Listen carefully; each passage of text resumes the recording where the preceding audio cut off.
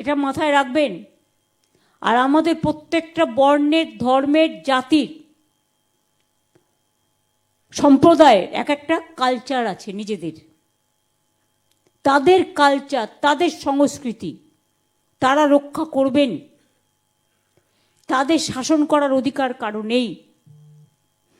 আর আমি রাজবংশী কামতাপুরী যারা ভাই বোনেরা আছেন, বা নৌশক শেঠ যারা আছেন, যারা সংখ্যালঘু, তপশিলীয়, আদিবাসীও, নমশূদ্ররাও, যাদের ওপর অত্যাচারটা বেশি হচ্ছে, তাদের বলবো চিন্তা করবেন না। বাংলায় ডিটেনশন ক্যাম্প আমি থাকতে আমি কোনো দিনই করতে দেবো না।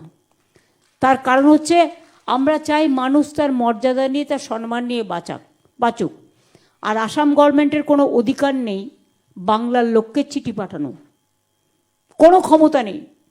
আর পুলিশকেও আমার বলা থাকলো, অন্য রাজ্য থেকে এসে যেন আমার রাজ্যের লোককে গ্রেপ্তার করে নিয়ে যেতে না পারে, এটা আপনাদের দায়িত্ব দেখার। কোনো ক্রিমিনালকে কেউ অ্যারেস্ট করতে আসলে স্টেট গভর্নমেন্টের সাথে কথা বলুন। আমরা ক্রিমিনালদের নিশ্চয়ই অ্যালাউ করব না, কিন্তু সাধারণ মানুষের ক্রিমিনাল এক নয়। কাউকে ক্রিমিনাল বানিয়ে দেওয়ার আগে দেখতে হবে সত্যিই সে ক্রিমিনাল কিনা। কাউকে চোর বদনাম দেওয়ার আগে সত্যিই দেখতে হবে খুঁটিয়ে সে আদৌ চোর কিনা। যে কারোর নামে কিছু বলে ফেললো। আর সোশ্যাল নেটওয়ার্কটা তো এখন মানুষকে স্ক্রোল করার নেটওয়ার্ক হয়েছে।